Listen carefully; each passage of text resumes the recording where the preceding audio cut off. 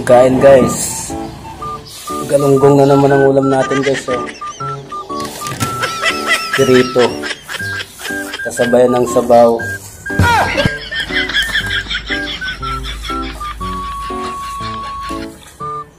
Manok yung order natin na na pirito. Kaso mali yung binigay sa akin. Ang malaga may ulam guys. Ay, hindi pala yun sasawa. Guys, katatapos lang natin kumain. Hindi na natin na-videoan guys kasi tumawag kasi yung asawa ko, nag-video call.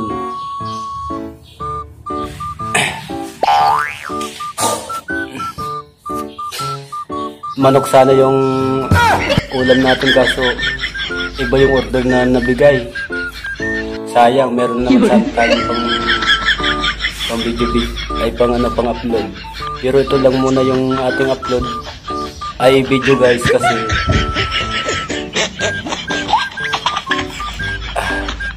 medyo meron na kasi akong unang video na galunggong din yung ulam. Yung manok sana na pirito. Yun sanang i-vlog ko paano yun? Galunggong na naman. Baka sabihin ng mga viewers natin, tapos mag-comment doon sa hindi ka ba nagsasawa sa galunggong na pirito? Sa bagay. Yung iba nga walang ulam, di ba guys? Kasi mag-til-til ng asin dyan na o toyo. So yun lang muna guys yung ating pag-uusapan. Wala mo, baka bukas meron naman tayong panibagong ulam guys.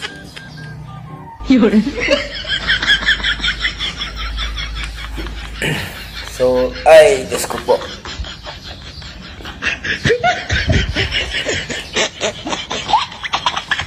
Medyo hindi na umiingay yung pusa kasi wala siyang ulam. Ayan guys, so kinakain niya na lang yung paa niya.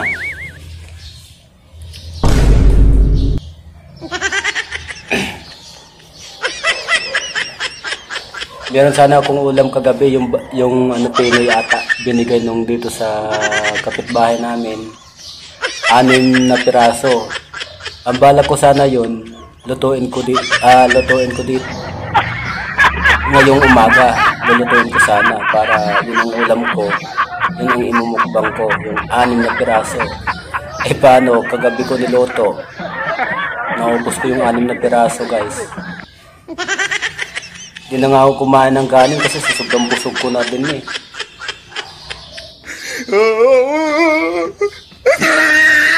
So yun na muna guys. Thank you for watching. Huwag kayo iiyak.